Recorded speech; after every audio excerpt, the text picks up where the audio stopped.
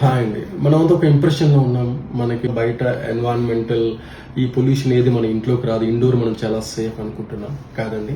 మనం సేఫ్‌గా ఏం లేము. ఇంకా ఇన్‌ఫాక్ట్ బయట ఉన్న పొల్యూషన్‌తో పాటుగా మనకి ఇంట్లోనే ఎక్కువ కాన్సంట్రేటెడ్‌లో జనరేట్ అయ్యే పొల్యూషన్‌కి మనం ఎక్స్‌పోజ్ అవుతున్నాం. లైక్ మన కిచెన్ స్మోక్ ఉంటుందండి. కుకింగ్ స్మోక్స్ ఇవన్నీ వస్తుంటాయి. మస్కిటో కాయిల్స్ యూజ్ చేస్తుంటాం మనం. కెమికల్స్ లైక్ క్లీనింగ్ కెమికల్స్ ఉంటాయి.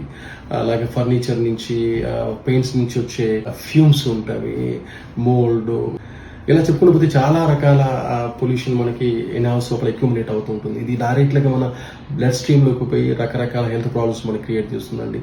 అలర్జీస్ ఇస్తుంది, ఆస్మా వస్తుందండి, మనకి హార్ట్ ప్రాబ్లం, లంగ్ ప్రాబ్లం, ఇలా చెప్పుకుంటూ పోతే చాలా పెద్ద లిస్ట్ ఉంది. సో ఇంకా ఇవి ముఖ్యంగా మనకి పిల్లలు, ప్రెగ్నెంట్ ఉమెన్, ఎల్డర్లీ సిటిజన్ ఉన్నప్పుడు, ఇంకా are very sensitive to these all చాలా ఎక్కువ ఇంపాక్ట్ క్రియేట్ చేస్తుందండి.